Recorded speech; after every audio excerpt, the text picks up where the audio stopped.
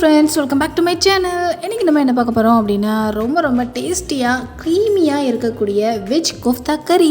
வாங்க எப்படி ரெடி பண்ணலான்னு பார்க்கலாம். முதல்ல அதுக்கு தேவையான பொருட்கள் என்னென்ன பார்த்துக்கோங்க. ஃபஸ்ட்டு கோஃப்தா ரெடி பண்ணிடலாம். அதுக்கு ஒரு மிக்சர் ஜார் எடுத்துக்கலாம். அதில் 1 கப் அளவில் முட்டைக்கோசை ரொம்பையும் பொடியாக கட் பண்ணி சேர்த்துக்கலாம்.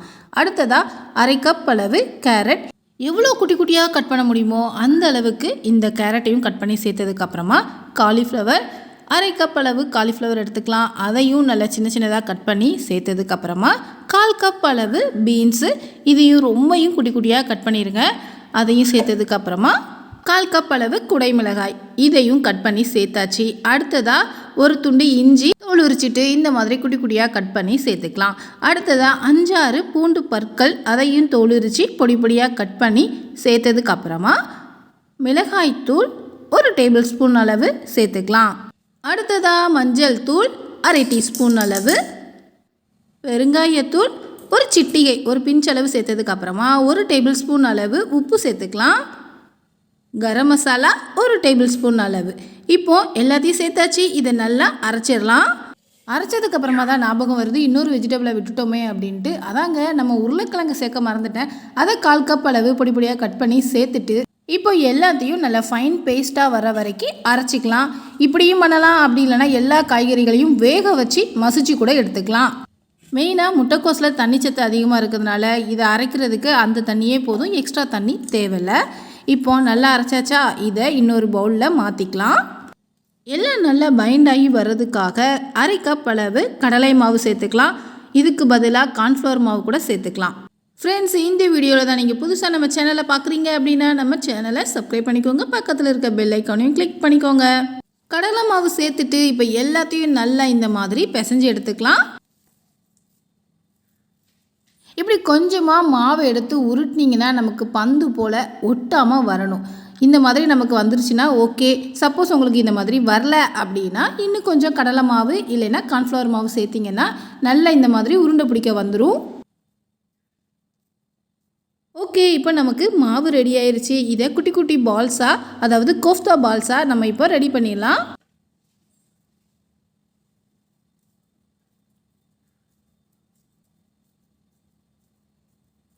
இந்த மாதிரி குட்டி பால்ஸாக ஃபஸ்ட்டு எல்லாத்தையுமே ரெடி பண்ணி வச்சிடலாம். ஓகே, பால்ஸை ரெடி பண்ணியாச்சு. அடுத்து என்ன, பொரிச்சு எடுத்துட வேண்டியதான். அதுக்கு அடுப்பில் ஒரு கடாயை வச்சுக்கோங்க. பொரிப்பதற்கு தேவையான எண்ணெயை சேர்த்துக்கோங்க. எண்ணெய் நல்லா சூடானதுக்கு அப்புறமா இந்த பால்ஸை எல்லாம் ஒன்று மெதுவாக அந்த சூடான எண்ணெயில் போட்டு பொரிச்சு எடுத்துட வேண்டியதான்.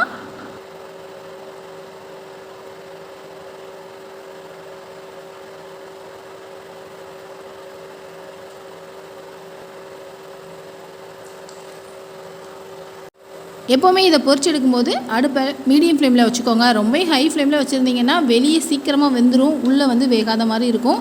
ஆனால் நமக்கு எப்படி இருக்கணும் அப்படின்னா, நம்ம ஊரெல்லாம் கார வடை, உளுந்த வடைலாம் எப்படி இருக்கும், வெளியே மொறுமொறுன்னு இருக்கும், உள்ளே கொஞ்சம் மாவாக இருக்க மாதிரி இருக்கும்ல, அந்த மாதிரி தான் இதையும் நம்ம பொரிச்சு எடுக்கணும்.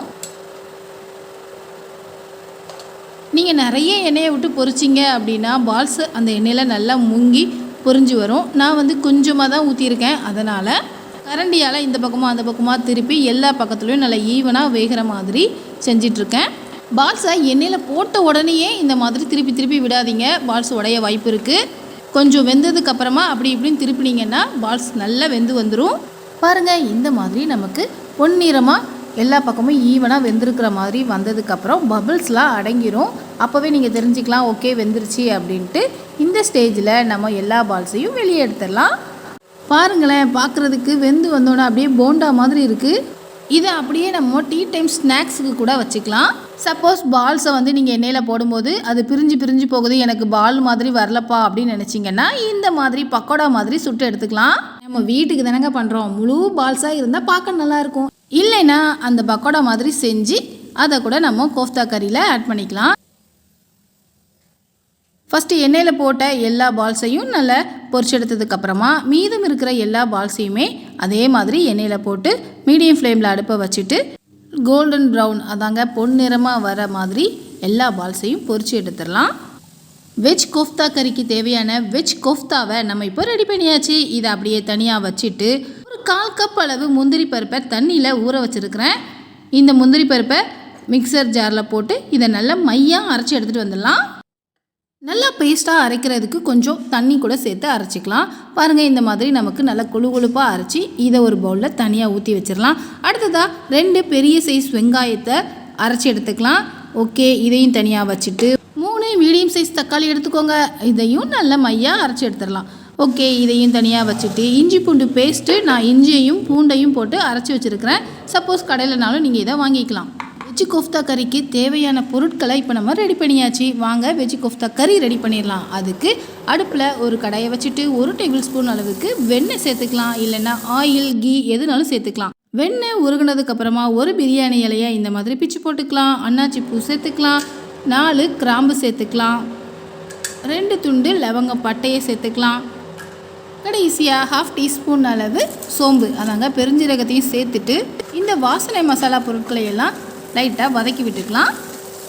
ஆயில் யூஸ் பண்ணிங்கன்னா பரவாயில்ல, அடுப்பை ஹை ஃப்ளேமில் வச்சுக்கலாம். சப்போஸ் நெய் இல்லைனா பட்டர் யூஸ் பண்ணிங்கன்னா அடுப்பை மீடியம் ஃப்ளேமில் வச்சுக்கோங்க. இல்லைனா பட்டர் சீக்கிரமாக கருகிரும். இப்போது நம்ம 2 பெரிய வெங்காயத்தை அரைச்சி வச்சுருக்கிறோம்ல, அதை சேர்த்துக்கலாம்.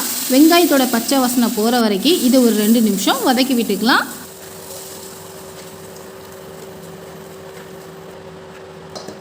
வெங்காயத்தை நல்லா வதக்குனதுக்கப்புறமா இஞ்சி பூண்டு பேஸ்ட்டு 2 டேபிள் ஸ்பூன் அளவு சேர்த்துட்டு இஞ்சி பூண்டோட பச்சை வாசனை போகிற வரைக்கும் ஒரு 2 நிமிஷம் இதையும் சேர்த்து நல்லா வதக்கி விட்டுக்கலாம்.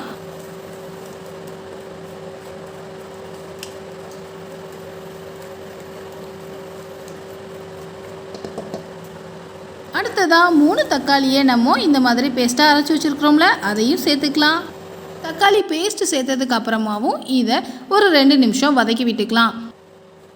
தக்காளி, வெங்காயம், இஞ்சி பூண்டு எல்லாத்தையும் சேர்த்து நல்லா வதக்குனதுக்கு அப்புறமா அடுப்பை லோ ஃப்ளேமில் வச்சுருங்க. இப்போ தேவையான மசாலா பொடி சேர்த்துடலாம். ஃபஸ்ட்டு மஞ்சள் தூள் 1/4 டீஸ்பூன் அளவு, மிளகாய் தூள் 1 டேபிள் ஸ்பூன் அளவு, கொத்தமல்லி தூள் 1 டேபிள் ஸ்பூன் அளவு, காஷ்மீரி சிகப்பு மிளகாய் தூள் 1/2 டீஸ்பூன் அளவு, கரம் மசாலா 1 டேபிள் ஸ்பூன் அளவு, உப்பு 1/2 டேபிள் ஸ்பூன் அளவு, கடைசியாக ஒரு பிஞ்ச் அளவு பெருங்காயத்தூள் சேர்த்துக்கலாம்.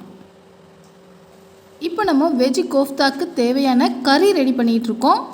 அதாங்க ஒரு குழம்பு மாதிரி ஒரு கிரேவி இப்போ நம்ம ரெடி பண்ணிகிட்ருக்கோம். இப்போது எல்லா மசாலா பொருளையும் சேர்த்து நல்லா வதக்கி விட்டதுக்கப்புறமா 1 கப் அளவு தண்ணி சேர்த்துக்கலாம். இன்னும் ஒரு 1/2 கப் அளவு தண்ணி சேர்த்துக்கலாம். அதுக்கு நம்ம வெங்காயம் தக்காளியெலாம் அரைச்சி வச்சுருப்போம்ல, அந்த பவுல்லையே கொஞ்சம் தண்ணி விட்டு அலசி அதையும் சேர்த்தாச்சு.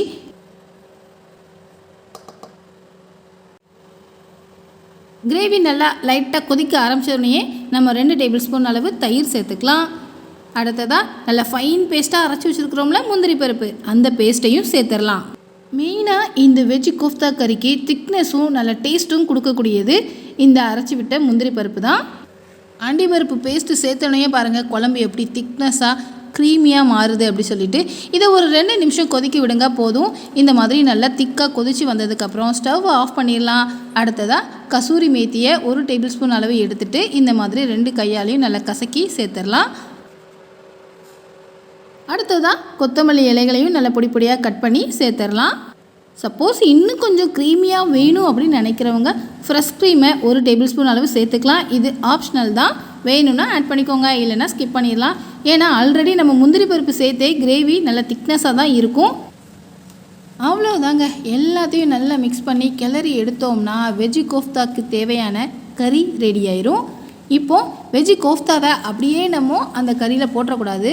எப்போ நம்ம சாப்பிட போகிறோமோ அந்த டைமில் இந்த வெஜ்ஜு கோஃப்தாவெல்லாம் இந்த மாதிரி பிளேட்டில் வச்சுட்டு அதுக்கு மேலே நம்ம ரெடி பண்ணி வச்சுருக்கிற கறியை இந்த மாதிரி வெஜ்ஜு கோஃப்தா மேலே ஊற்றணும். இந்த வெஜ்ஜு கோஃப்தா கறி சப்பாத்தி, ரொட்டி, நான் இதுக்கெல்லாம் செமையாக இருக்கும். சாதத்துக்கும் நம்ம வச்சு சாப்பிட்டுக்கலாம்.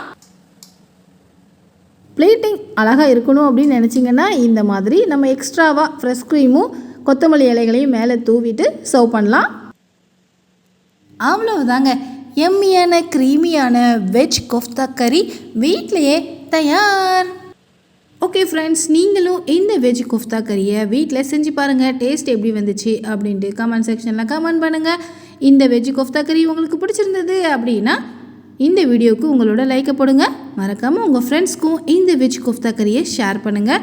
மேலும் இந்த மாதிரி ஈஸியான டேஸ்டியான ரெசிபீஸ்க்கு நம்ம சேனலை சப்ஸ்கிரைப் பண்ணிக்கோங்க. பக்கத்தில் இருக்க பெல் ஐக்கானை கிளிக் பண்ணிக்கோங்க. இதே மாதிரி வேறொரு டேஸ்டியான ரெசிபியில் மீண்டும் சந்திக்கலாம். தேங்க்யூ, பாய்.